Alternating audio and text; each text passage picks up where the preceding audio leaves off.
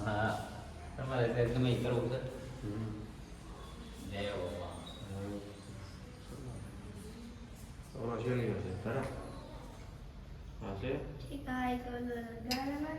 ગારામ પૂરા સગા છે છોકરો આ શેલીઓ સમજાવત ભગવાન કૃષ્ણ ના શેલીઓ પાછો શેલીઓ હજીઓ નીકળે પાછો પણ ભગવાન હતા કેવી રીતે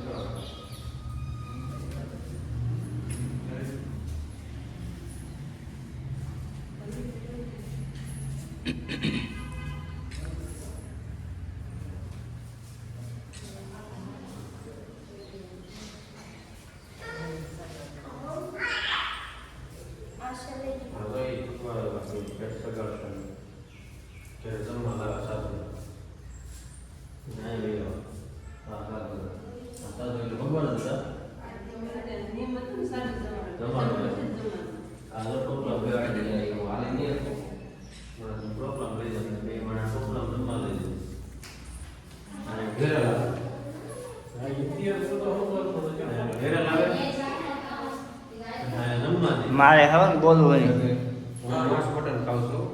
ખાવું બધું ન કરતું માંસ મટન ખાવ એટલે અહીંયા માંસ મટનમાં એ બકરાની માટી લેવા બકરા નહીં હું તો છોકરા ખાવે ભગવાને કીધું ગણે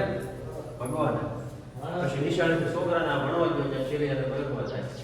શેલિયાને બોલાવી બધા એટલે શેલિયાને શેચ્યો કે વિવેકાનંદને ખાંડી નાખશે તારા બાપુ મારી નાખશે અને બાબુ તો મારી ઘઉં કાલે છે જીવન બરોબર આ સાહેબ ભણવા જતો શેલિયા રજા હતી શેલિયાને બરકીને પાછો લાવે શેલી લાવ્યા પછી અહીં માસ્તર રજા આપેલા જાવે ત્યારે જાવ ત્યાં મમ્મી પણ રજા છે બરોબર શેલીઓ ઘેર્યા આ જાય ઘેરા પછી આ બધા સાધુને સમજાવે સમજતો નથી અહીંયા લાવે પછી મા બાપને એમ છે કે માથું ભલે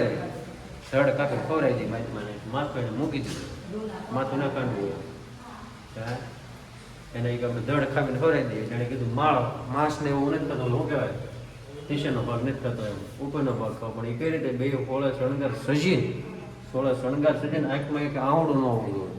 અને ખાંડણીયામાં માથું ખાંડવાનું ખાંડતા ખાંડતા તમને પાછું આવડું તો આવવું ન જોઈએ હાલડું ગાવાનું શેલિયાનું તો હું ખાવ જો આવડું આવ્યું તો હું નહીં ખાવ એટલે ન ખાવ પછી અહીંયા બે ખાંડની અંદર ભગવાન દેવાઈ ગયા પછી અહીંયા ખાંડીને ભગવાને ભાણું કર્યું ત્યારે એમ કીધું કે વાંજ્યાને ઘરનું ખાતો નથી હું નથી ખાતો વાંજ્યાને ઘરનું હવે વાંજ્યા થઈ ગયા ને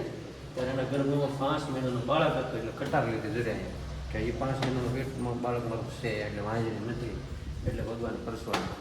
શાબાશી કે આવી ભક્તિ કોઈના બાપથી થાય નહીં બરોબર ને પછી અહીંયા પાછો હજીવન કરી દીધો હતો એમનો અને ભગવાન એને વૈકુંઠમાં લઈ ગયા હાલો તમારે વૈકુંઠ જવું હોય